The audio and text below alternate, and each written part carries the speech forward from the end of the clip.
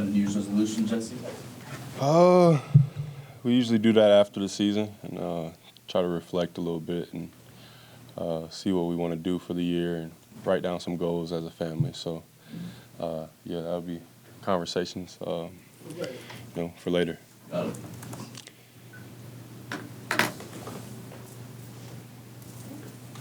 Next one.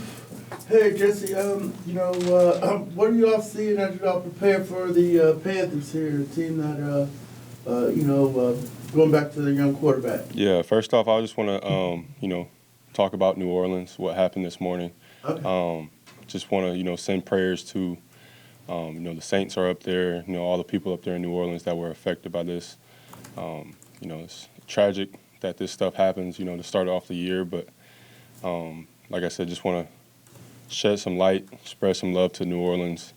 Not sure exactly all the details just yet, but that's heartbreaking for sure to start the year off. But on to the Panthers, Bryce Young's back out there. He's playing, a lot better. I feel like he's starting to use his feet a little bit more.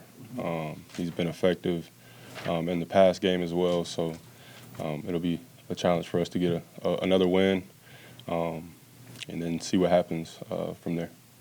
And looks like just numbers-wise, he's using the rookie a little bit and Thielen also in the passing game, and those are the two main people? Yeah, Thielen, was hurt, I think, when we played him. Okay. So, yeah, I think they're, force-feeding him the ball a little bit. There's a lot of trust in a vet guy like Adam Thielen. And then, like you said, the other rookie, 17 and then 18 as well, has come alive as well with the pass game. So, be a challenge. Watching the film from this season on the Panthers, how have you seen Bryce Young improve? Like, what's been the difference? Yeah, I just think that they've done a little bit more. They've added a little bit more to his plate, more and more. Last time we played him, we played Andy Dalton. So, it wasn't like I was keeping up with the Panthers up until, now. But like I said, I just think that he's, making more decisive, decisions, and he's actually taking off using his feet, which, that helps. That helps, when you, as a defense, it's hard enough to just play defense, but when you got somebody that can extend plays and use their feet, that causes more problems for sure. As one of the captains and leaders of this team, what's your message to your teammates as you approach the final stretch of the 2024 season and possibly the last home game of the season? Yeah, it's not a situation where, we want to be in, but we got opportunity. We got opportunity to still get in. We'll be, Saints fans this week is for sure. I'm sure our fans won't be happy about me saying that, but, that's the reality of it. Just got to embrace it. And people still got a job to go do, still got stuff to put on film for, not just for next year and, stuff that's coming along, but all this time that we spent together as a group. It'll be great to send off everybody just with a win, whether we're going to the playoffs or not. There's just so much sacrifice that, us as players, as coaches, as everybody in this whole organization that put in so much time and effort. It'll be nice to just end with a win in the bins in front of our fans and just hopefully just have some momentum for the following year if it doesn't go as planned. You've built a relationship with Mike Penix over the last few months. When he does things like 4th and 13 touchdown pass, 4th and 11, on this game-winning drive. What about it do you think allows him to have that poise and that calm under pressure? Yeah, that's just who Mike is. From the day he stepped foot in this building, he's just been a poised, just calm guy. And the biggest moment probably in his football career, with everything on the line, and he just delivers a strike to Kyle Pitts and gives us life, and then go in that 2-minute. He still gives us opportunity to go and win that football game. Just says a lot about the future of Michael Penix. Anything else? Yeah, The Pro Bowl voting's coming out tomorrow. How do you deal with, you getting votes in the top 10 at safety and so forth? What would it mean if you got named to the Pro Bowl team?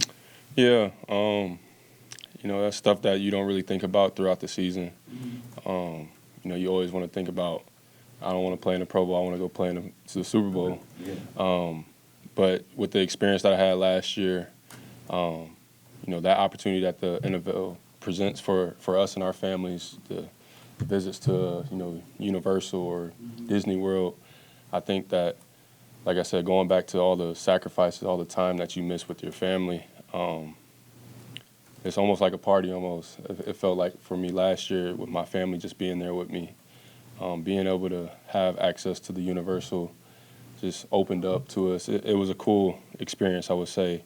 And then just being able to represent this organization and all of my brothers that, I went to battle with throughout that whole year. So it's not just about me. It's about the men that put in countless hours with me, coaches, players, and then with my family, sacrificing time, not being there with them, being able to enjoy that moment with them. That would be pretty cool. So if I make it, if I don't make it, I don't care. I'm just happy that I'm in that conversation. What if you and AJ make it? That'd be two people from the Yeah. secondary. He's had a Pro Bowl caliber year. Yeah, I think AJ, he needs that experience. He deserves that experience just because I know what his process is like year in, year out. He doesn't get a lot of love, but you turn on the tape every single week. 2-4 is one of the best in the league for sure. So yeah, that'd be pretty cool to enjoy that with AJ. Just you're a big hoops guy. Bijan said on Monday that he has looked at like NBA film, like Allen Iverson, Kyrie Irving, about their movements and how they get to space.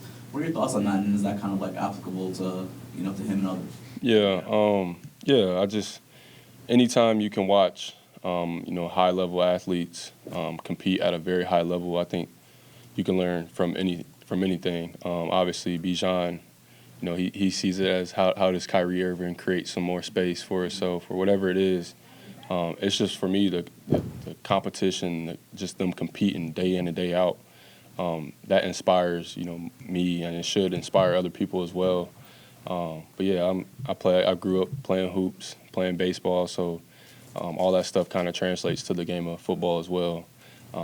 So yeah, just got a lot of respect for anybody that's in this profession.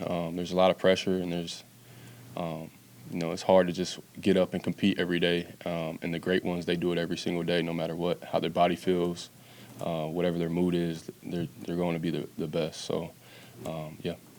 Him saying that, like, can you see it? Like, okay, yeah, maybe I can see a little bit of like AI in his game. Yeah, Kyrie. yeah. His AI's crossover compared to Bijan's jump cuts are probably very similar for sure.